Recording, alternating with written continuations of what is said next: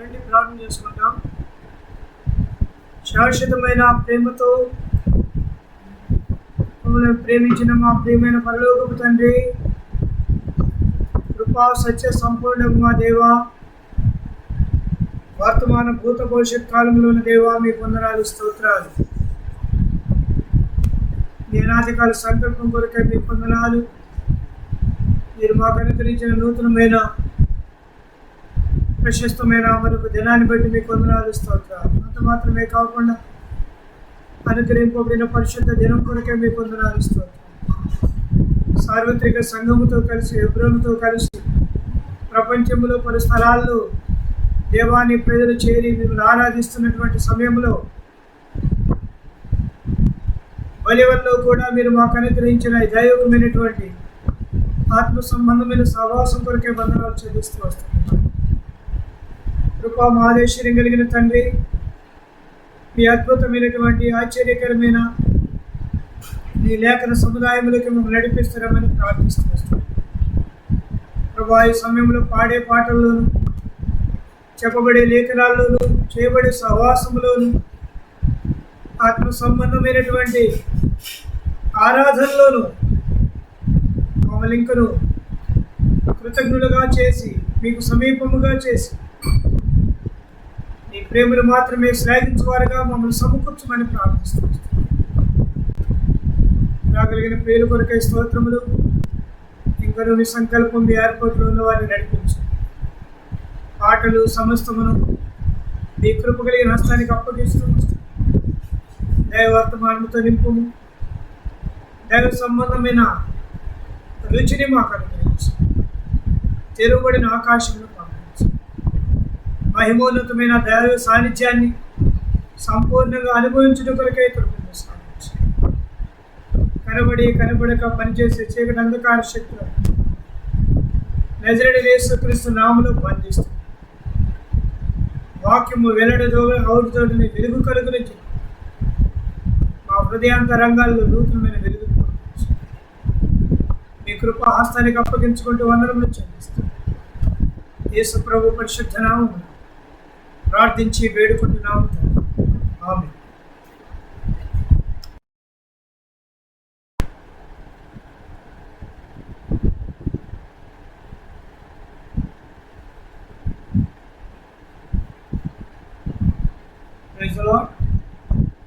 మన ప్రభువును రక్షకుడును యేసుక్రీస్తు నామములో ఒకే కాలంలో మీకు శుభములు చెబుతూ వస్తుంటున్నాం.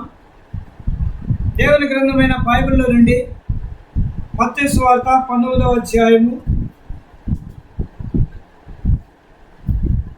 22వ వచనంలో, అయితే ఆ యవనుడు మిగుల ఆస్తి గలవాడు గనుక ఆ మాట విని వ్యసనపడుచు వెళ్ళిపోయాను. 16వ వచనం, ఇదిగో ఒకడు ఆయన యొద్దకు వచ్చి, బోధకుడా, నిత్య జీవమునకు పొందుటకు నేనే మంచి కార్యము చేయవలని ఆయనను అడిగాను.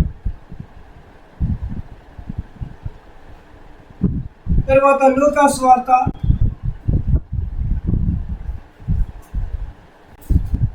12వ అధ్యాయం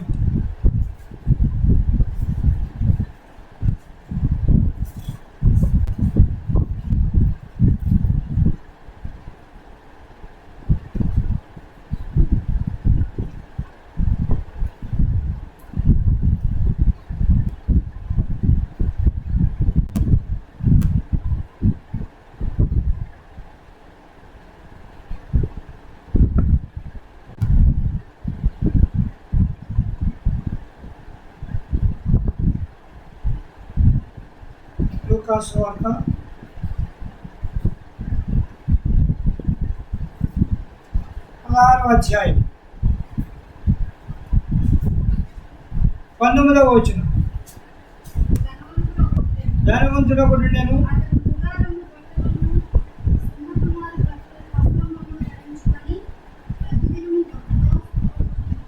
తరువాత వచనము 24వ వచనం,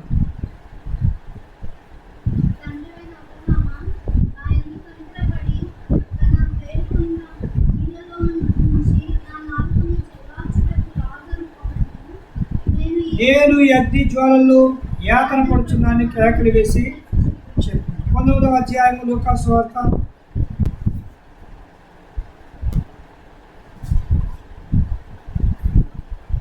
1-2 వచనాలు. ఆయన సంచరించుచు యెరికో పట్టణంలో ప్రవేశించి దాని గుండా పోవచుండెను.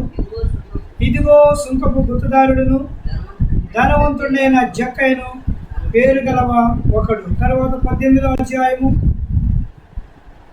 18వ వచనం. ఒక అధికారి ఆయన చూసి, సద్బోధకుడా, నిత్య జీవులకు. తర్వాత 25వ వచనం.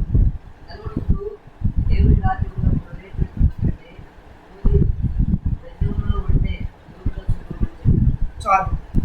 ఇప్పుడు దర్యాపుగా మత్తయి సువార్త 19వ అధ్యాయంలోను, లూకా సువార్త 16వ అధ్యాయంలోను, లూకా సువార్త 18వ అధ్యాయంలోను, లూకా సువార్త 19వ అధ్యాయంలో ధనవంతులను కూర్చున్న కొన్ని సంగతులు మనం చూస్తూ వచ్చినాం. అయితే వీళ్ళు దర్యాపుగా అందరూ కూడా వ్యసన పడుతూ వెళ్ళిపోయిన వారు గాను, అగ్నిలో యాతన పడుచున్న వారు గాను, లేకపోతే ఇది బహు కష్ట సాధ్యమైంది, నేను చేయలేను అనుకుంటూ వెళ్ళిపోయిన, మిక్కిలి వ్యసన పడి వెళ్ళిపోయినట్లుగాను మనం చూస్తూ ఉంటాం. ఈ ధనవంతులు కొంతమంది యవనస్తులుగా ఉన్నారు, కొంతమంది అధికారిగా కనపడుతున్నారు, కొంతమంది ఉద్యోగస్తులుగా కనపడుతూ ఉన్నారు. ఏది ఏమైనప్పటికీ మరి 16వ అధ్యాయంలో ఉన్నవాడైతే అతడు ప్రతిదినం బహుగా సుఖపడుతున్నటువంటి విధానంలో ఉన్నటువంటి వ్యక్తి. ఇప్పుడు మత్తయి సువార్త 19వ అధ్యాయంలో చూసిన, లూకా సువార్త 16వ అధ్యాయంలో చూసిన, లూకా సువార్త 18వ అధ్యాయంలో చూసిన ఈ ధనవంతుల యొక్క పరిస్థితి అంతా కూడా వారు లోకమును ప్రేమించిన వారుగా, లోకమును స్నేహించిన వారుగా, లోక భోగభాగ్యాల కొరకు జీవించిన వారుగా కనపడతా ఉన్నారు. అయితే మత్తయి సువార్త 19వ అధ్యాయంలోను, లూకా సువార్త 18వ అధ్యాయంలో చెప్పే ఆ ధనవంతుల గురించి చెబితే వాళ్ళు ఏమంటారంటే, మేము దేవుని ఆజ్ఞలు బాల్యకాలం నుండి చేస్తున్నాము అన్నట్టుగా ఉన్నటువంటి వ్యక్తులుగా ఉంటున్నారు. అంటే ఒక రకంగా బహుగా సుఖపడిన వారు, ఒక రకంగా ధర్మశాస్త్రం బహుగా ఎరిగిన వారు అన్నట్లుగా కూడా కనపడతా ఉంది. అంటే ధర్మశాస్త్రాన్ని ఎరిగిన వారే ఏమిటి కూడా ఎందుకు వ్యసన పడుతున్నారు? భోగభాగ్యాలు కలిగిన వారుగా, బహుగా సుఖపడేవారుగా ఎందుకు నరకంలో యాత్ర పడుతున్నారు, ఇందులో కాలిపోతున్నారు? కారణం ఏంటంటే వారు ప్రభుగా గుర్తించలేకపోవటమే. బోధకుడు అంటున్నారు, సద్బోధకుడు అంటున్నారు, తండ్రి అని పిలుస్తుంటున్నారు. వీళ్ళందరూ కూడా కనెక్టివిటీ ప్రభుతో ఎంతో కొంత ఉన్నట్టుగా ఉండినా బోధకుడు అంటే బోధను వారు అంగీకరించలేకపోయినారు. తండ్రి అంటే తండ్రిని ప్రేమించలేకపోయారు. ధర్మశాస్త్రాల గురించి మాట్లాడుతూ ధర్మశాస్త్రాన్ని హృదయంలో ఉంచుకోలేకపోయారు. ఆ కారణం చేత వారు సరైన రీతిలో ప్రభుని సేవించలేకపోయినారు. అయితే 19వ అధ్యాయంలో కనబడే ధనవంతుడు కూడా ఒక దశలో తాను కూడా పాపిగా ముద్రించబడిన వాడే. తన గురించి రాయబడిన మాట ఏంటంటే, పాపి అయిన మనుషుడు అని రాయబడింది 19వ అధ్యాయము 7వ వచనములు. అందరూ అది చూసి ఈయన పాపి అయిన మనుషుని యొద్ద బస చేయ వెళ్ళానని చాలా సనుకోలేదు. పాపిగా ఈయన కూడా, ఇప్పుడు ఈ ధనవంతులు మనం చూసిన వాళ్ళు ఎవరు కానీ మంచివాడిగా కనపడతారు. అయితే అందరికీ ఆసక్తి ఉంది. ఇతడి గురించి కూడా రాయబడింది, యేసు ఎవరో చూడగోరేను. అంటే యేసు వారిని చూడాలని, ధర్మశాస్త్రాన్ని అనుసరించాలని, తండ్రి అని పిలవాలని, బోధకుడా అని ఆయన బోధ వినాలని, అన్ని రకాల బాహ్య సంబంధమైనటువంటి ఆసక్తి ప్రభుతో అనుబంధాన్ని కలిగిన వారుగా కనబడినప్పటికీ నిత్య జీవాన్ని పొందడానికి ప్రభు చెప్పిన కార్యాలు వారు చేయలేకపోతూ వచ్చారు. అంటే ప్రభు ఏదైతే ఒక వ్యక్తిలో నుండి ఆశించాడో అది చేయలేకపోయిన కారణం చేత వారికి ఆరాధన. ఇప్పుడు ఆరాధించాలంటే ఇక్కడ ప్రధానంగా 4 విలువైనవి కావాలి. రండి, మొట్టమొదట మత్తయి సువార్త 19వ అధ్యాయంలో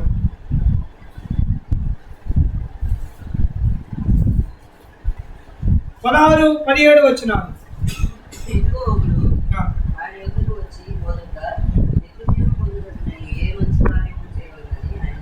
చాలు. బోధకుల దగ్గరకు వచ్చి లేదా ప్రభు దగ్గరకు వచ్చి ప్రభు దగ్గరికి రావడం అవసరం, ప్రభుని అడగడం కూడా అవసరం. అయితే ఏది అడగాలంటే ప్రభు యొక్క బోధన విని అప్పుడు అడగాల్సిన అవసరం. ప్రభుని ఆరాధించడానికి మొట్టమొదటి కావాల్సింది ఏంటంటే come on to God, call on to God. ప్రభు దగ్గరికి రావటం, ప్రభుని పిలవటం, ఈ రెండు తన దగ్గర కనపడినట్లుగా ఉండినట్టుగా కనపడిన ఆరాధించడానికి కావలసినటువంటి ఆధ్యాత్మికమైన అనుబంధం, ఆధ్యాత్మికమైన పిలుపు కనపడ. ఓ పాపి అయిన మానవుడుగా ఈ అధికారి కానీ, ఈ ధనవంతుడు కానీ, ఈ యవనస్తుడు కానీ అంగీకరించిన నేను పాపిగా పిలవాలి, ఆయన పరిశుద్ధుడుగా ఆయన దగ్గరికి వెళ్ళాలి అనేవి రెండు కూడా అవసరం. ప్రభువైన యేసుక్రీస్తు వారి లోకంలోకి వచ్చిన ఉద్దేశం మన పాపములను మనకు ఒప్పింపు చేయడం, నీతిని గురించి ఒప్పింపు చేయడం, తీర్పుల గురించి ఒప్పింపు చేయడం, లోకముల గురించి ఒప్పింపు చేయడం, మన లోపల ఉన్నటువంటి దేవునికి అవిధేయమైనటువంటి జీవితాన్ని ఒప్పింపు చేయడం. ఇప్పుడు వచ్చాడు కానీ వచ్చిన యాంగిల్ పోవాలి, పిలిచాడు కానీ పిలవబడిన రీతి పోవాలి. ఈ కాలంలో ప్రభుని ఆరాధించాలి అంటే పాపిగా గుర్తించి నా కొరకు ప్రభు వచ్చాడని, వచ్చిన ప్రభుకి హృదయార్పణతో వెళ్ళాలని అనుభవంతో ఆరాధించడం ఆవశ్యకమైన సంగతి. రెండవదిగా చూస్తాం,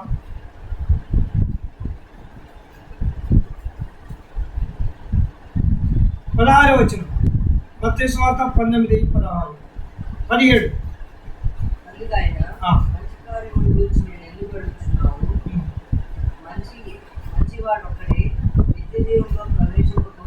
నిత్య జీవంలో ప్రవేశింపగోరిన ఆజ్ఞలు గైకొనమని చెప్పాను. ఏ ఆజ్ఞలని అతడు అడగక అవన్నీ కూడా ప్రభు చెప్పాడు. రెండవది, మొట్టమొదట ప్రభును ఆరాధించాలంటే come on to the God, call on to the God. ప్రభు దగ్గరికి రావటం, ప్రభుని పిలవటమే విలువైనటువంటి ఆరాధన. రెండవది ఏంటంటే ప్రభుని confirmation of or clearance of doubts about his life of salvation. రక్షణ గుర్చిన ప్రతి విధమైన కన్ఫర్మేషన్, క్లియరెన్స్ ఉండాలనేదే ప్రభు యొక్క ఉద్దేశం. ఇతడు ఏ మంచి కార్యం చేయాలనే దానికంటే నేను ఎట్లా ఆరాధించాలి మిమ్మల్ని అంటే ఎంత బాగుంది. The coming, the calling and confirming. ప్రభుని ఆరాధించాలంటే కన్ఫర్మేషన్ అవసరం, లేదా క్లియరెన్స్ అవసరం. ఈనాడు మన జీవితంలోకి ఈ క్లియరెన్స్ లేక ప్రభుని ఆరాధించలేక, ప్రభు క్లియర్ చేసినాడు. పాపులను రక్షించుటకు క్రీస్తు యేసు ఈ లోకములకు, ఆయన ముఖం చూడగానే ఈ క్లియరెన్స్ మానవునికి అవసరం. ప్రభు నా కొరకు వచ్చింది, నన్ను కన్ఫర్మేషన్ ఆఫ్ సాల్వేషన్, రక్షణ గురించినటువంటి అనుభవంలోకి తీసుకురావడానికి ఆయన వచ్చాడనే సంగతిని ఎరగాల. ఇది మూడవది. ప్రభు దగ్గరికి రా, ప్రభుని పిలువు, తర్వాత ప్రభు చేత ఆ యొక్క పరిపూర్ణతలకు రా. అదే అన్నాడు, నీ పరిపూర్ణుడు అలాగరించి. కాబట్టి నీకేమాత్రము సందేహాలకు అనుమానాలకు తావులేనటువంటి ఆరాధన నీ కొరకు ఇవ్వడానికి ప్రభు వచ్చాడు. ఇది మూడవది. నాలుగవదిగా చూస్తే 21వ వచనంలో నీవు వచ్చి నన్ను వెంబడించు. నీవు వచ్చి నన్ను అంటే ప్రతిదీ నీవు సరి చేసుకొని నా దగ్గరికి రావాలి. అంటే ఇంతకు ముందు క్లియర్డ్ ఎవ్రీథింగ్, ప్రతి దాన్ని సరి చేసుకో, చక్కపరచుకో. నువ్వు ప్రతిదానికి అంటే what you are loved without God, దేవుడు లేకుండా ఏదైతే నీ జీవితం ముందు చేసావో వాటన్నిటి నుండి నువ్వు బయటకు రావటం. అందుకనే నీకు కలిగినవన్నీ అమ్మి నన్ను వెంబడించు. కలిగినవన్నీ అంటే రాయబడింది 21వ వచనంలో, నీవు పోయి నీ ఆస్తిని అమ్మి పేదలకు, తర్వాత నీవు వచ్చి నన్ను. ఒకటేమో తీసివేసుకో, రెండోదేమో తీసుకొచ్చు. ఒకటి తీసేసుకో, ఇంకోటి తీసుకొచ్చు. నీ దగ్గర ఉన్నది తీసేసుకో. ఏదైతే ప్రభుకి ప్రీతికరం కానిది, ఏదైతే దేవునికి దూరమైనది వాటన్నింటినీ తీసేసుకో. తర్వాత దీన్ని తీసుకొని నాతో కూడా అదే కాలం వేళ ప్రభుని ఆరాధించుటనేది ఈ గొప్పదైనటువంటి సత్యాన్ని చెప్తాను. Following the Christ, following the God. ఇది చాలా ప్రాముఖ్యమైనది. దేవునితో క్లియర్ చేసుకో, సమాధాన పడటం. దేవునితో ఉన్న వైరాన్ని తీసివేసు, దేవునితో ఉన్న విరోధ భావాన్ని తీసివేసు, దేవునితో ఉన్నటువంటి శత్రుత్వాన్ని తీసివేసు. ఆరాధించుకంటే ప్రభు దగ్గరికి రావడం, ప్రభుని పిలవటం, ప్రభు దగ్గర పరిపూర్ణుడిగా చేయబడటం, ప్రభుతో సరైనటువంటి సంబంధ పాత్రవేనిక. కనుక ఈ ధనవంతులందరిలో అట్లాంటి పరిస్థితులు దూరమైనట్టుగా కనపడిన 19వ అధ్యాయంలో ఉన్నటువంటి వ్యక్తి అవన్నీ చేశాడు. లూకాసు వార్త 19వ అధ్యాయంలో 10వ వచనంలో ఉన్నటువంటి 19, ఇతడును అబ్రహాము కుమారుడు. వచనము 9, అందుకు యేసు ఇతడును అబ్రహాము కుమారుడే, ఎందుకనగా నేడు ఇంటికి రక్షణ వచ్చింది. నేడు ఈ ఇంటికి రక్షణ వచ్చిందని చెప్పడమే ఆరాధన. ఈ ధనవంతుడు ఆరాధికుడు. 3 స్థలాల్లో ఉన్నవారు ఒక సందర్భంలో కూడా అంటాడు 18వ అధ్యాయంలో, ధనవంతుడు దేవుని రాజ్యంలో ప్రవేశించుట కంటే అంటాడు 24వ వచనంలో, దేవుని రాజ్యంలో ప్రవేశించుట ఎంతో దుర్లభం అన్నాడు. అక్కడ ఏమన్నాడు 25వ వచనంలో, ధనవంతుడు దేవుని రాజ్యంలో ప్రవేశించుట కంటే సూర్యబెత్తములు వంటి దూరుట. సరే, ఇది ఇప్పటి వరకు చూసింది గొప్పవారిని గురించి చెప్పాము. ఈ ధనం అనేది పాపాన్ని చూపిస్తాం. అది బాహ్య సంబంధమైన ధనం, అది అవసరమైనదే కాదంటలేదు. కానీ ఈ బాహ్య సంబంధమైన ధనం పాపాన్ని చూపిస్తూ ఉంది. పాపమును బట్టి ప్రభు దగ్గరికి మానవుడు రాలేకపోతున్నాడు. పాపమును బట్టి మానవుడు ప్రభుని పిలవలేకపోతున్నాడు. పాపమును బట్టి మానవుడు ప్రభు దగ్గర ప్రాధాన్యపడలేకపోతున్నాడు. పాపమును బట్టి మానవుడు ప్రభుకు దూరం అయిపోతున్నాడు, సహవాసమును పొందలేడు. అయినా సూర్యబెచ్చములు వంటె దూరటం ఎంత కష్టమో, ఓ పాపి అయిన మానవుడు పరలోక రాజ్యంలో ప్రవేశించడం అంతే కష్టం. అయితే ప్రభు ఎప్పుడైతే ఆ వ్యక్తిని దర్శించాడో ఆ వ్యక్తి పూర్తిగా మెల్ట్ చేయబడతాడు. అదే 19వ అధ్యాయంలో లూకాసు వార్త 19వ అధ్యాయంలో చూసే వ్యక్తి ఎట్లా మెల్ట్ చేయబడుతుంది. దారంలాగా చేయబడ్డాడు, సూదిలాగా చేయబడ్డాడు, సూదిలో దారంలాగా చేయబడినాడు. పూర్తిగా ఖాళీ చేయబడుతూ వచ్చినాడు, పూర్తిగా ప్రభు ఎదురు సాగిలపడుతూ వచ్చినాడు. ప్రభు పాదాల దగ్గర తను ఎన్ని కూడా అన్ని బేదలకు ఇచ్చినట్టుగా కనపడ్డాడు. మత్తయి సువార్త 19వ అధ్యాయంలో ఏ బేదరికమ్మని చెప్పినాడు, లూకాసు వార్త 19వ అధ్యాయంలో బేదలకు ఇచ్చినటువంటి వ్యక్తిగా కనపడ్డాడు. స్నేహితుల సోదరి ఉదయకాలపు వేళ బేదలకు ఇవ్వడం అంటే దేవునికి దూరంగా ఉన్నటువంటి ప్రతి సంగతిని సరి చేసుకున్నాడు. దేవుని రాజ్యానికి అభ్యంతరమే ప్రతి మాట క్రియల తలపుల నుండి దూరం ఉంటుంది. ప్రభు యొక్క పరిశుద్ధతలో పాలు పంపులు కలిగి ఉండాలని అపేక్ష ఆసక్తి కలిగి ఉండటం ఇది ప్రభు యేసుక్రీస్తు మానవుల కొరకే సెలవులు చేసినటువంటి సెలవు కార్యము ద్వారా మానవులకు దొరికినటువంటి పరిశుద్ధ జీవితం ఆరాధన. స్నేహితుల సోదరి, ఎవరైనా కావచ్చు ఇవన్నీ కాలంలో ఇంకా నీవు సూర్యపంచంలో దూరలేని ఒంటిలాగా ఉన్నా ప్రభు నేను దానంలాగా చేయగలిగిన వాడు, దూర్చడానికి సమర్థత కలిగిన వాడు. నీ పాప సంబంధమైన జీవితం అంతటిని కొట్టివేయట కొరకై, నిన్ను ఆయనతో ఐక్యం చేసుకునేట కొరకై ఆయన ఎట్లా దీనుడిగా మార్చబడ్డాడు, మానవుడిగా తగ్గింపులోకి వచ్చినాడు, శరీరధారిగా వచ్చినాడు, రిక్తుడిగా వచ్చినాడు. ఆ రూపాన్ని నీకు ఇవ్వటానికి, పోగొట్టుకున్న మహిమ రూపాన్ని మరలా ఇచ్చి ఆయనతో కూడా వివేకాలు జీవింపు చేయడానికి వచ్చినటువంటి రక్షణ కార్యమే యేసు. కాబట్టి ఉదయకాలపు వేళ ప్రభుని ఆరాధిద్దాం, ప్రభుని కనపరచుదాం. ఇన్ని స్థలాల్లో ఉన్నటువంటి ధనవంతులు పోగొట్టుకున్నట్టుగా కనపడినా, ఏడ్చినట్టుగా కనపడినా, అగ్నిలో యాత్ర పడినట్టుగా కనపడినా నిన్ను నన్ను ఆరాధన కాకుండా అబ్రహాము కుమారునిగా లేదా అబ్రహాము కంటే ముందున్నవాడుగా, అబ్రహాము దేవుడుగా నిన్ను నన్ను అబ్రహాము సంతతిలో మార్చుట, విశ్వాస సంబంధమైన యాగంలోకి తీసుకొచ్చుట, ఆయన శరీరాన్ని రక్తాన్ని సిలువలో చిందించుట ద్వారా ఆరాధికులుగా చేసి ఆయనతో కూడా వివేకాలు జీవింపు చేసిన ఆ గొప్ప భాగ్యాన్ని అనుభవించాడు. కనుక ఈ ఉదయకాలపు వేళ అది ఆయన కలువరి ప్రేమ, అది ఆయన శిలువ ప్రేమ, అది ఆయన నిన్ను ప్రేమించిన శాశ్వతమైన మలుపు లేని ప్రేమ.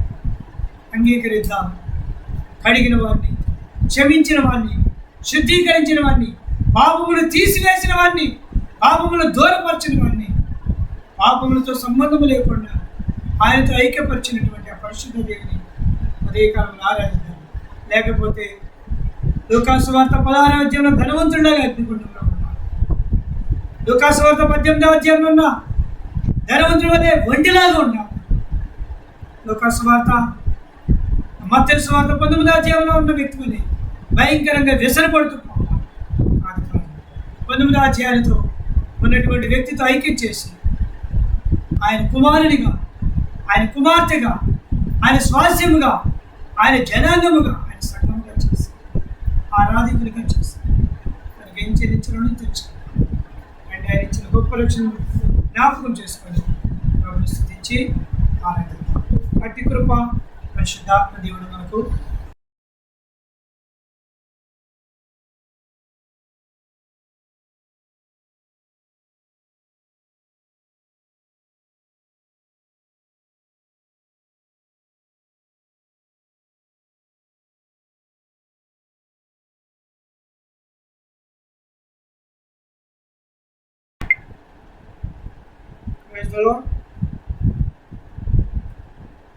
పరిశుద్ధ బలలో ప్రవేశించడానికి దేవుని గ్రంథమైన బైబిల్లో నుండి ఏప్రిల్కి రాసిన పత్రిక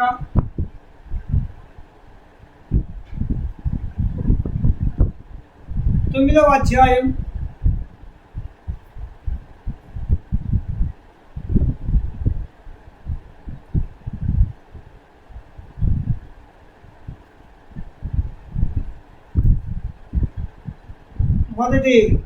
4 వచనాలు మరియు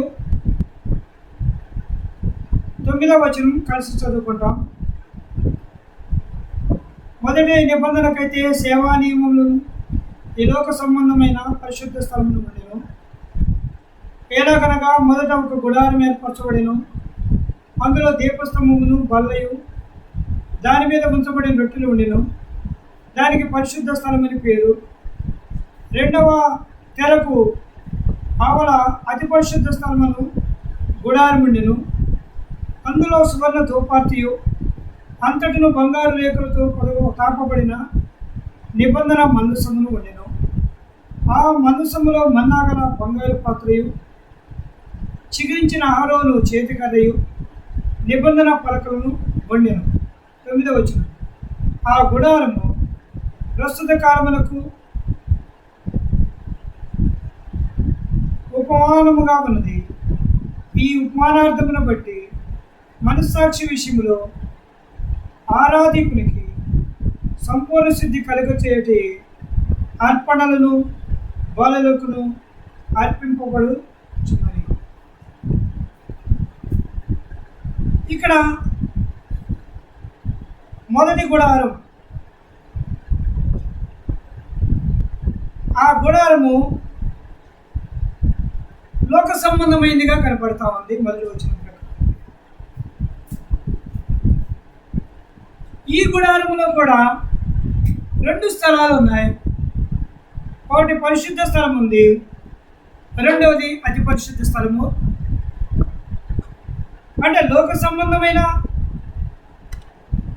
సేవా నియమంతో ఉన్నటువంటి గుడారానికి, నిబంధనకు పరిశుద్ధ స్థలము, అతి పరిశుద్ధ స్థలము. పరిశుద్ధ స్థలములోనేమో దీపస్తంభమును బల్లయు రొట్టెలు ఉన్నాయి. దీపస్తంభం ఉంది, బల్ల ఉంది, దాని రొట్టెలు ఉన్నాయి. అతి పరిశుద్ధ స్థలంలోకి ఇంకా కొంచెం లోపలికి వెళ్తే దానిలో కూడా ఏముందంటే సువర్ణ ధూపార్తి ఉంది, నిబంధన మందసం ఉంది, ఆ మందసములో మన్నాగల బంగారు పాత్ర ఉంది, ఆరోను చేతికర్ర ఉంది, తర్వాత నిబంధన పలకలు ఉంది. ఇవన్నీ కూడా విశ్వాస జీవితానికి అవసరమైనవే.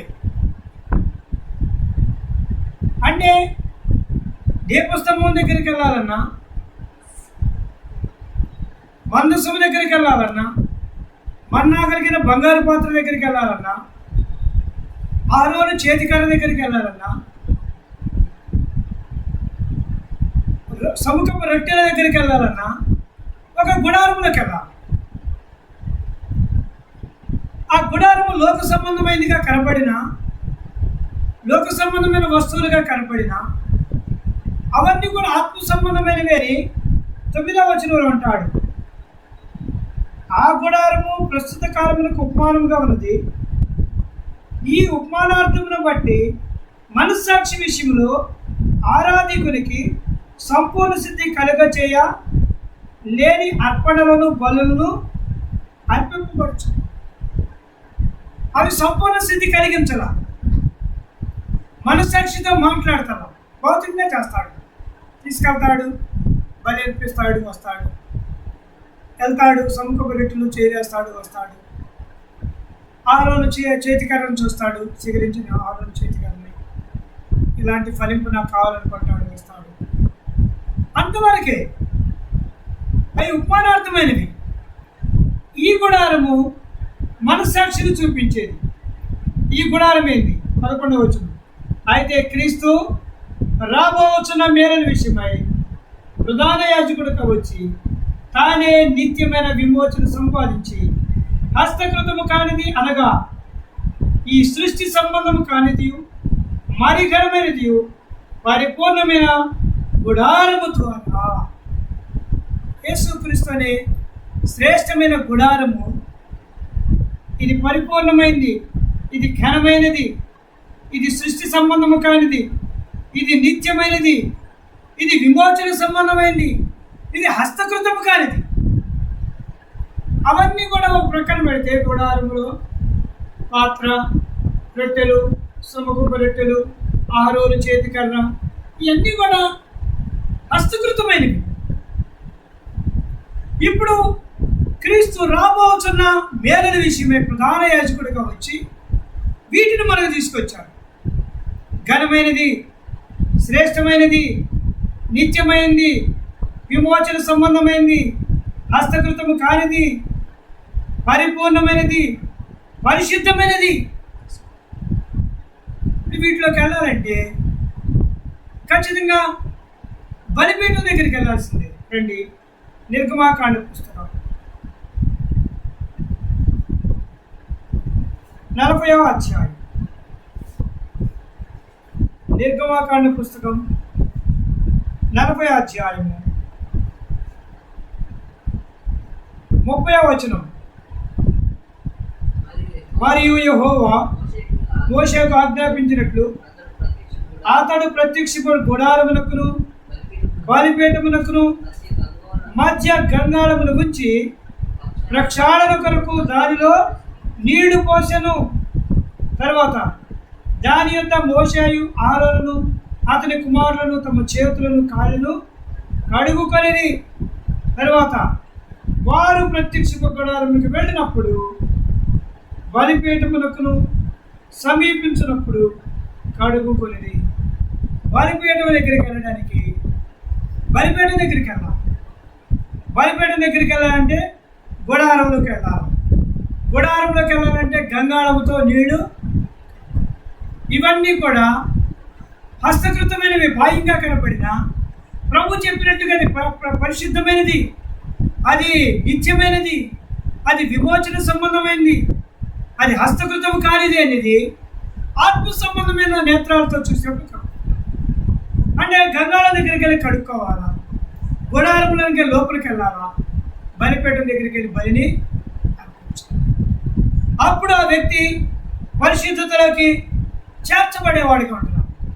ఆ బలిపీఠం దగ్గరికి వెళ్ళినప్పుడు ఆయన పరిశుద్ధతలోకి చేర్చబడేవాడిగా ఉంటాడు. తిరిగి ముందు కడుక్కోవటం, లోపలికి ప్రయాణించేది అన్నీ కూడా లోపలికి ఉంటాయి.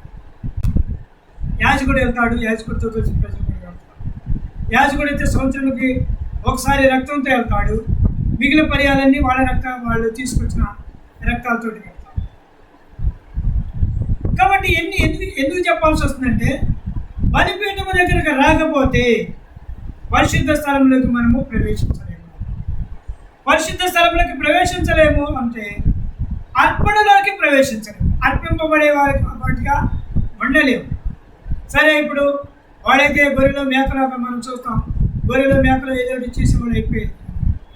ఇప్పుడు అర్పణ కాదు ప్రభు కోరుకునేది.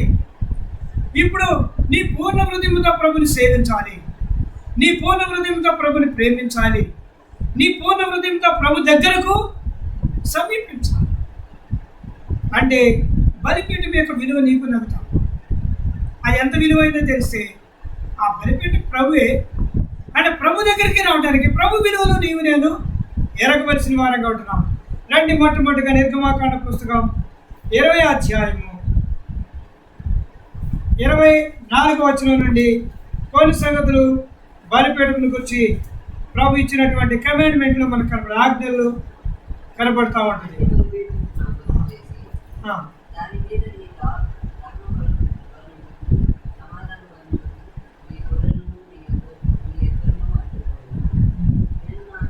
నేను నా నామమును జ్ఞాపకార్థముగా ఉంచు ప్రతి స్థలములోను నీ యొద్దకు వచ్చి నేను ఆశీర్వదించెదనా. నీవు నాకు రాళ్లతో బలిపీఠమును చేయనప్పుడు మలచిన రాళ్లతో దాన్ని కట్టకూడదు. దానికి నీ పనిముట్లు తగలనిచ్చినలా అది అపవిత్రమగును. మరియు నా బలిపీఠం మీద నీ దిగంబరత్వమును కనబడకుండానట్లు మెట్ల మీదుగా దానిని ఎక్కకూడదు. It is the designing. బలిపీఠ అనేది ఒక డిజైనింగ్, అంటే దాన్ని ఏమంటారు, రూపించటం. మట్టితో చేయాలి, రాళ్ళతో చేయాలంటాడు. అది కూడా మలవని రాళ్ళతో చేయాలంటాడు, చెక్కని రాళ్ళతో చేయాలంటాడు.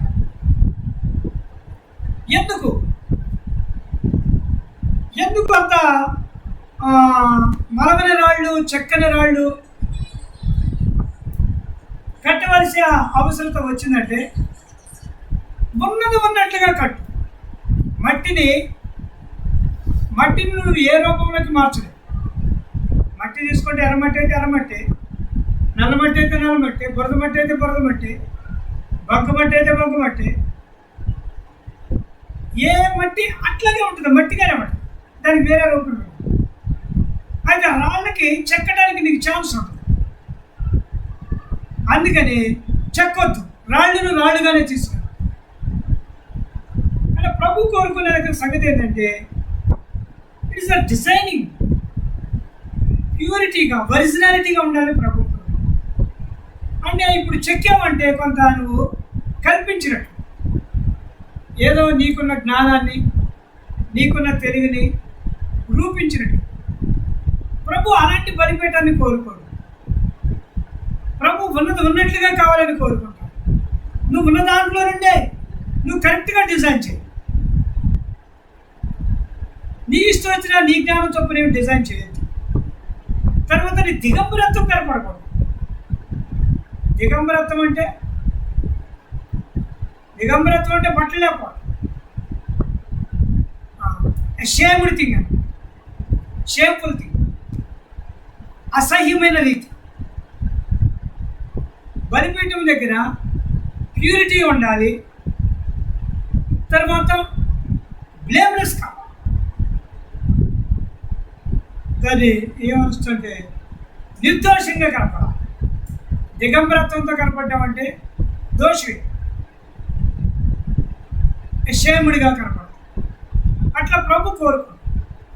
బల దగ్గరకు వచ్చే ప్రతి విశ్వాసి, బలిపీఠం దగ్గరకు వచ్చే ప్రతి విశ్వాసి, సంఘములోకి వచ్చే ప్రతి విశ్వాసి, సమాజంలో ప్రభును సేవించే ఏ ఒక్క వ్యక్తి కానీ ఆ గుడారంలోకి రావాలి, ఆ బలిపీఠం దగ్గర రావాలి, ఆ ప్రత్యక్షపు ఉన్నతమైనటువంటి స్థలంలోకి రావాలి, పరిశుద్ధ స్థలంలోకి రావాలంటే ఏమి మిక్స్ చేయొద్దు.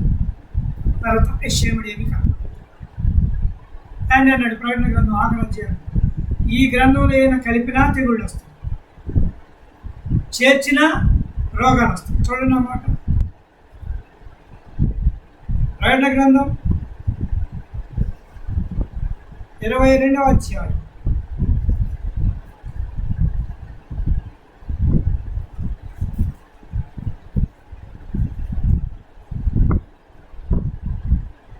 19వ వచనం, ఎవడైనను ఈ ప్రవచన గ్రంథమున్న వాక్యములలో దేనినైనను తీసివేసినలా దేవుడి గ్రంథంలో వ్రాయబడిన జీవవృక్షంలో పరిశుద్ధ పట్టణంలో వారికి పాలు లేకుండా చేయును.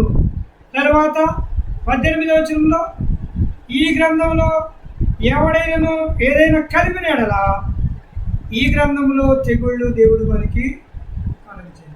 తీసేయద్దు, కలిపేవా తెగుళ్ళు వస్తాయి, తీసివేసావా పరిశుద్ధ ఫలంలో పట్టణంలో జీవవృక్షంలో నీకు పాలు. అందుకని బలిపీఠములోకి తీసుకురా, కలపద్దు, చరపద్దు, తీసేది. దిగంబరత్వం అంటే బట్టలు తీసేయడమే. దేవాది దేవుడే ఆదికాండం 3వ అధ్యాయంలో దేవుడు వాళ్ళని దిగంబరులుగా పంపలేదు, కానీ వాడికి చర్మపు చొక్కాయలు తొడిగిపోయి పంపించాడు. ఆత్మీయమైన వస్త్రాలతో రా, ఆత్మీయమైన నేత్రాలతో రా, ఆత్మ సంబంధమైన డిజైనింగ్ కనపడాలి. అట్లాంటి ఎడిటింగ్ చేయి. ఏదో పిచ్చి పిచ్చిగా హెచ్చుగా చేయదు. ఏది ఒరిజినల్ వచ్చు, ఏది శ్రేష్టమైందో వచ్చు, ఏది విలువైందో, ఘనమైందో, శ్రేష్టమైందో, మహిమైందో వాటిని తీసుకురా. అది కూడా అది ప్రత్యక్షం. ఆ బలిపీఠం యొక్క మొట్టమొదట విలువ. రెండవదిగా రండి, లేవియాకాండ పుస్తకం 6వ అధ్యాయం, లేవియాకాండ పుస్తకం 6వ అధ్యాయం 12వ వచనం, 12, 13 కూడా.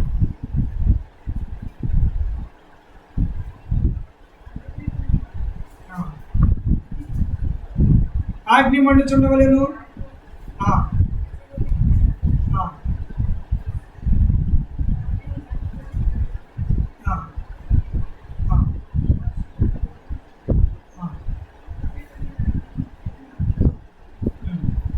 అది ఆరిపోకూడదు. బలిపీఠం మీద అగ్ని నిత్యం మండుచుండవలెను, అది ఆరిపోకూడదు. ఇందాకేమో బలిపీఠం కట్టేటప్పుడు మట్టిని, మరవని రాళ్ళు, చెక్కలి రాళ్ళు, దిగంబరత్వం లేకుండా, మెట్లు లేకుండా ఓ సామాన్యమైనటువంటి విధానంలో ఉండాలని కోరుకుంటే, ఇప్పుడు ఏమిటంటే అగ్ని మండుతూ ఉండాలి. మండాలంటే దాని మీద బలి ద్రవ్యాలను వేయాలి. చూడండి 10వ వచనంలో ఆఖరి భాగంలో, బలిపీఠ మీద అగ్ని దహించు దహన బలి ద్రవ్యపు బూడిదను ఎత్తి బలిపీఠం నుండి దాన్ని పోసి. తర్వాత 9వ వచనం, దాని మీద దహించుండాలి. 9వ వచనంలో ఇది దహన బలి కూర్చొని, ఇది దహన బలి ద్రవ్యమును ఉదయం వరకు రాత్రి అంతా బలిపీఠ మీద దహింపబడుచుండవలను. ఏంటా దహన బలి ద్రవ్యం అంటే ఇదే సుగంధ ద్రవ్యాలు. ఎక్కడ 12వ వచనంలో కూడా కనపడుతూ ఉంటుంది. దహన బలి ద్రవ్యమును ఉంచి, తర్వాత దహన బలి మీద పశువులు.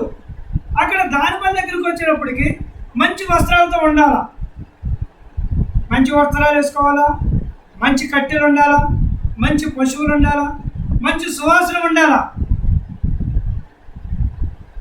అంటే న్యూనెస్ అన్నమాట. యాస్టీస్గా ఉండాలని ఉంటే ఇప్పుడు అంతా కూడా క్రొత్త.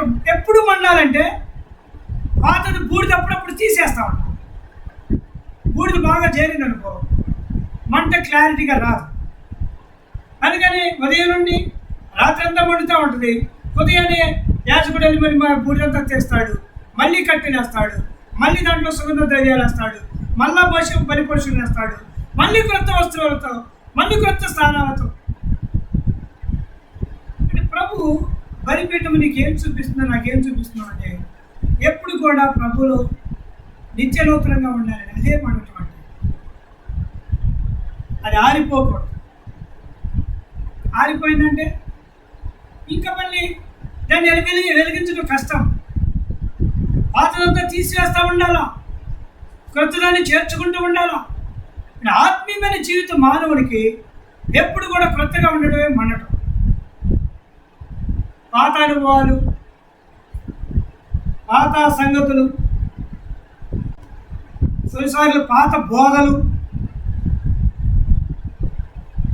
పాత బోధలు అన్నట్టు అక్కడ చెప్పేసి ఇక్కడ ఒకసారి చెప్తున్నాడు. ఏమన్నా మూడు మెసేజ్లు అంటే సంవత్సరం వెళ్ళిపోతాడు. 3 మెసేజ్లు రాసుకుంటాడు. 3 మెసేజ్లు రాసుకొని సంవత్సరం చెప్తాడంట. ఏంటి సంవత్సరం ఎట్టా చెప్తామన్నా? 4 వారాలు కదండి. 4 వారాలు మొట్టమొదట ఒక మెసేజ్ చెప్తా, 2వ వారం ఇంకో మెసేజ్ చెప్తా, 3వ వారం ఇంకో మెసేజ్ చెప్తా. 3 వారాలు అయినప్పుడు మొదటిది మర్చిపోతా, 4వది అదే చెప్తా. అప్పటికి మళ్ళీ కొత్త నెల స్టార్ట్ అయింది. ఎంతోమంది దినాల్లో ఇలాంటి దైవ ధ్యానం లేనటువంటి వాక్యాలతో ప్రజల్ని ఆత్మీయంగా కరోనా పట్టినోడుగా చేస్తారు. లేదంటే ఏదో ఒక విషయం, ఏదో ఒక మాట పట్టుకోవటం, ఆ మాటలో ఒక సంగతి తీసుకుంటాం, ఇక అదే చెప్పడం. అమ్మ అంటే అమ్మే, ఆవు అంటే ఆవే, ఇల్లు అంటే లేదంటే ఏదైనా మందిరాలకి వెళ్తే ఆ మందిరాల పేర్లతో పోటలు చేయడం. ఆ మందిరాల ద్వారా నీకెందుకయ్యా? దేవుడు నీకు ఇచ్చిన వర్తమానం చెప్పు. పాత బోధలు వీటికేమో పిచ్చోళ్ళగా ఏర్పడుతుంది జనాలు. బేతేలు మందిరం ప్రతిష్ట అంటే బేతేలు గురించి చెప్తాడండి. బెరాకా గురించి అయితే బెరాకా గురించి చెప్తాడండి. ఎరుసలేం అయితే ఎరుసలేం గురించి చెప్తాడు. గెలగాలి ఈ బైబిల్లో లేవా నీకు? ఆటల్లో కూడా మళ్ళీ పాడిందే పాడరా, పాసిపడి దాసరా, అయ్యే పాడ. ఈనాడు విశ్వాసులు పిచ్చోళ్ళు కాదు, ఆత్మీయులు. ఎరుగుతున్నారు, కనుగొంటున్నారు. న్యూనెస్ కావాలా? పాత బూడి తీసే, క్రొత్త కట్టెలు పేర్చు, క్రొత్త సువాసన తీసుకురా, క్రొత్త బలిపీఠంగా చెయ్యి. క్రొత్త మంటను చూపించున్నాం.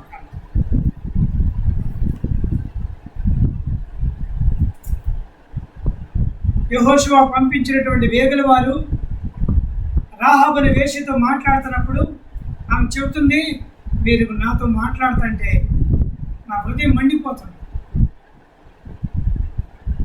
యేసుప్రభు వారి అమ్మాయి గ్రామ కావలస్తులతో మాట్లాడుతూ ఉంటే ఆయన లేఖనాల గురించి మాట్లాడుతున్న మా హృదయం మండట్లేదా? మంటేది, దహింపు ఏది, కాల్చడం ఏది, ప్రతి మస్తు ఎక్కడ కాలిపోతుంది. దైవ ఉద్దేశంతో కూడిన బోధ, దైవ ఉద్దేశంతో కూడిన సహవాసం, దైవ ఆత్మతో కలిగినటువంటి మాటలు ప్రజల్ని మండింపజేస్తాయి. ఆత్మీక పర్వతం లేకపోతే బూడిద ఎక్కువైపోతుంది, మంట ఆరిపోతుంది, బలిపెట్టము నిత్య నూతనంగా చెప్పాలి. ఫస్ట్సారి డిజైన్ చేయి, రెండవదిగా యూనెస్ని అందించు, మూడవదిగా రండి ద్వితీయోపదేశకాండ పుస్తకం 27వ అధ్యాయం 8వ వచనం. ద్వితీయోపదేశకాండ పుస్తకం 27వ అధ్యాయం 8వ వచనం.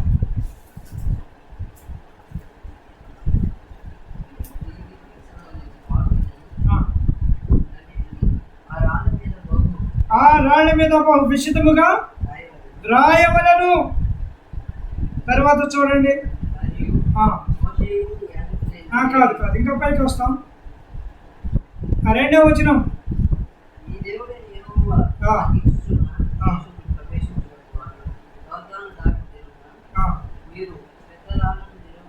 పెద్ద రాళ్ళను నిలబెట్టి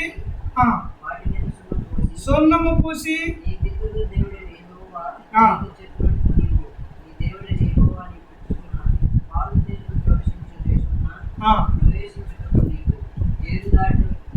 ఏరు దాటిన తర్వాత ఈ ధర్మశాస్త్ర వాక్యములన్నిటిని వాటి మీద వ్రాయవలెను. 5వ వచనం, అక్కడ నీ దేవుడైన యెహోవాకు బలిపీఠమును కట్టవలెను. ఆ బలిపీఠమును రాళ్లతో కట్టవలెను. వాటి మీద ఇనుము పనిముట్లు పడకూడదు. చెక్కని రాళ్లతో నీ దేవుడైన యెహోవాకు బలిపీఠమును కట్టి దాని మీద నీ దేవుడైన యెహోవా దహనబలులను అర్పింపవలెను. అట్లాగా అక్కడ సంతోషించాలి. అంటే సంగతి ఏంటంటే ఇది వ్రాయబడినటువంటి బలిపీఠం. ఇది సముద్రంలో నుండి, ఆ నదుల్లో నుండి తీసుకొచ్చిన రాళ్ళు నిలబెట్టాలి. ఇక్కడ కూడా మళ్ళీ అన్నాడు, చెక్కని రాళ్ళు ఉండొద్దు. తర్వాత ఇంకేం చేయొద్దు అన్నాడు, అక్కడ చెక్కని రాళ్ళతో బలిపీఠం కట్టకూడదు, ఇనుప పనిముట్టు తగలకూడదు. అంటే కొత్తది అది కలపొద్దు. ఉన్న రాళ్ళతో తీసుకురా, బలిపీఠం కట్టు, దానికి సున్నం పోయి తెల్లగా చేయి. తెల్లగా చేసి దాని మీద అక్షరాలు, ఇది చాలా పెద్ద పనిలాగే కనపడతా ఉంది. అంటే దేవుడు వ్రాయబడినటువంటి బలిపీఠంగా వాళ్ళు వచ్చింది. ఎప్పుడు రాస్తాడంటే ఆ రాళ్ళు నిలబడాలి, నిలబడిన రాళ్ళ మీద సున్నం పోయాలి, సున్నం పోయి పడిన రాళ్ళ మీద వ్రాయాలి. దాంట్లో కొంచెం ఇనుము పెట్టాం అనుకో, రాళ్ళ మధ్య ఇనుము ఉంటే అవసరమైతే ఇనుము కొన్ని రోజుల తర్వాత పట్టు తప్పింది, లేక రాళ్ళలో బలం తప్పినా ఇనుము పడిపోతుంది. తర్వాత ఏమన్నా చక్కెర పెట్టినా అవి కూడా అతకపడకపోవచ్చు. అంటే కొత్తది ఏది చేర్చొద్దు. రాయబడడానికి వీలైనటువంటి సంగతులు మాత్రమే కలిగి నిలబెట్టు, సున్నం పోయి రాయి, అంతే. అది బలిపెట్టు, అక్కడ నువ్వు సంతోషించు, అక్కడ బలి అర్పించు. న్యాయాధిపతుల గ్రంథంలో 6వ అధ్యాయంలో మేకపిల్లని తీసుకొచ్చినట్టుగా చూస్తాం. ఆదికాండం 7వ అధ్యాయంలో పవిత్ర పశువులు పక్షులు తెచ్చినట్టుగా చూస్తాం. ఏదైనా తీసుకొచ్చు నీకు, పక్షులే తెచ్చుకుంటావు, పశువులే తెచ్చుకుంటావు, గొర్రె మేకలే తెచ్చుకుంటావు, ఏమైనా తెచ్చుకుంటావు. అయితే అవి అర్పించే స్థలంలో మాత్రం రాయబడినటువంటి ధర్మశాస్త్ర సంబంధమైన కట్టడలు, ఆజ్ఞలు ఉండి తీరాల్సిందే. నేను నీకు ఆజ్ఞాపించిన వాటన్నిటిని ఆ రాళ్ళ మీద రాయవలసిందే. అంటే ప్రతిరోజు చదవటానికి వీలుగా ఆత్మీయమైన బలిపీఠం అనేకులు చదవటానికి వీలుగా ఉంటారు. ఇష్టానుసారంగా రాయొద్దు. ఏవో రాసుకున్నాను అనుకోవద్దు. మధ్య మధ్యలో రాసేటప్పుడు కొన్ని అక్షరాలు మిస్టేక్ అవుతాం. యేసుప్రభువు వారు చెప్పాడు, ఆకాశము భూమి గతించిన కానీ నా మాటల్లో సున్నైనా పొల్లైనా తగ్గకూడదు. ఏ ఒక్కటి తగ్గకూడదు, మొత్తం రాయాల్సింది. అంటే ఈ ఆత్మీయమైన బలిపీఠం ప్రభువైన యేసుక్రీస్తుతో నీకు నాకు ఇచ్చిన సావాసమును బట్టి చదువు. అందుకనే మీరు పత్రికలు కారా అంటాడు అపోస్తలుడు.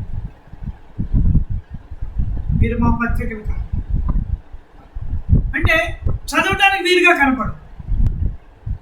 నేను చూడగానే ఇతరులు చదివేయాలి, కనపడాలి. ఆమె యోగ్యురాలు, ఆ నీతిమంతురాలు, ఆ పరిశుద్ధురాలు, ఆ భక్తిపరురాలు, ఆ ప్రార్థన ఇట్లా చదవాలి. ఇంకోటి ఉండే ప్రకారంగా ఇంకొక లిస్ట్ ఉంది. ఏమో ఎవరు జగడగొండి, గయ్యాళ మారి, ఇట్లా కూడా కొన్ని ఉండే లిస్టులు ఉండే. అవి కూడా ఉన్నాయి. మూర్ఖురాలు, మూడురాలు, కంటకురాలు, కొన్ని పేర్లు, చాలా పేర్లు ఉన్నాయి. ఆ లిస్ట్ కూడా రాయబడుతుంది. ఆ లిస్ట్ రాయడానికి సొంతం అవసరం లేదు, ఎట్లా రాసినా కనపడుతుంది. ఈ కనపడాలంటే సొంతం రాయాలి, చక్కగా నీట్గా ఉండాలి. నీట్గా ఉంటే ఈ అక్షరాలు చదువుతారు. ఆ అక్షరాలు ఎట్లా ఉండే సరే చదువుతారు, ఎట్లా చదువుతారు. ఇప్పుడు 30 వాల్ పోస్టర్స్ ఉంటాయి. అది ఎంత దర్తీకుండా నేను చదువుతూ ఉంటాడు. అది మంచి స్వార్థ కూడిక అని పెద్ద వాల్ పోస్టర్ పెడితే చదవడం. అక్కడ బ్యానర్ పెట్టారు ప్రజలు, పెద్ద స్వార్థ కూడిక అంటే నేను చూడలేదే అంటాడు. ఇది ఎంత దర్తీగా చిన్నగా మూలగా ఉన్నా సరే అక్కడికి వెళ్ళి గుచ్చి చూస్తూ ఉంటాడు. సో జ్ఞాపకం చేయబడుతున్నాం, బలిపీఠం రాయబడేది అంటే రిటర్న్డ్ అన్నట్టు, డిజైన్డ్ న్యూనెస్ అండ్ రిటర్న్ అనే సంగతి రాయబడిన బలిపీఠం. చివరిది రండి, ప్లేస్ ఆఫ్ ఎస్టాబ్లిష్మెంట్. 40వ అధ్యాయము నిర్గమాకాండం 6వ వచనం. నిర్గమాకాండం 40వ అధ్యాయము 6వ వచనం.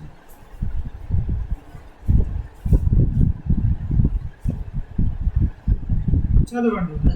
ప్రత్యక్షపు గుడారపు మందిరపు ద్వారం ఎదుట దాన్ని దహన బలిపీఠమును ఉంచవలెను.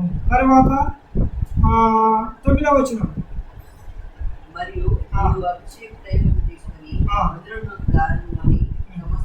సమస్తమును అభిషేకము చేసి దానిని దాని ఉపకరణములన్నీ ప్రతిష్ఠింపవలెను.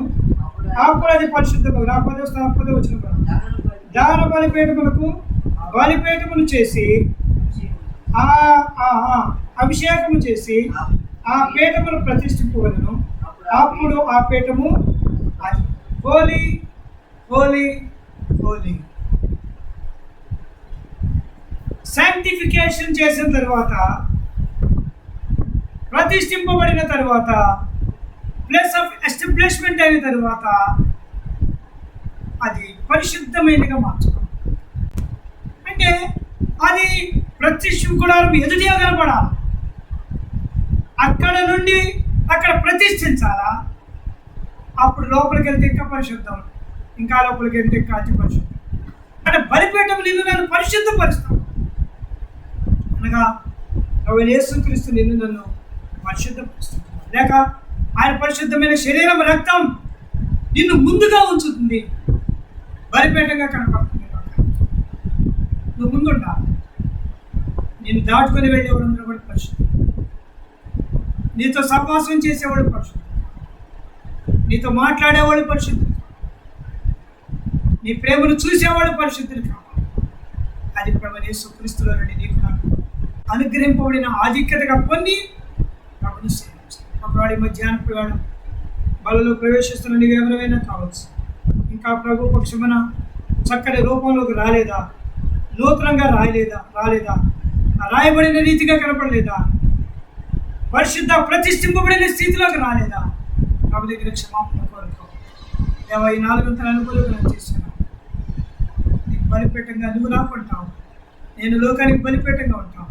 తద్వారా అనేకులకు పరిశుద్ధతను లోకానికి ఇచ్చేవారుగా ఉంటామని ప్రభు దగ్గర నూతన పరుచుకోవడం ద్వారా ప్రభు గొప్ప ఆశీర్వాదానికి మనం పాత్రగా చేస్తాం. ఒకవేళ కాదనుకుంటే ప్రభు దగ్గర ఇప్పుడైనా కడుక్కొని నూతన పరుచుకొని ప్రభు పోగొట్టుకున్న ఆత్మీయమైనటువంటి స్థితిని నూతన పరచమని ప్రభు దగ్గర క్షమాపణ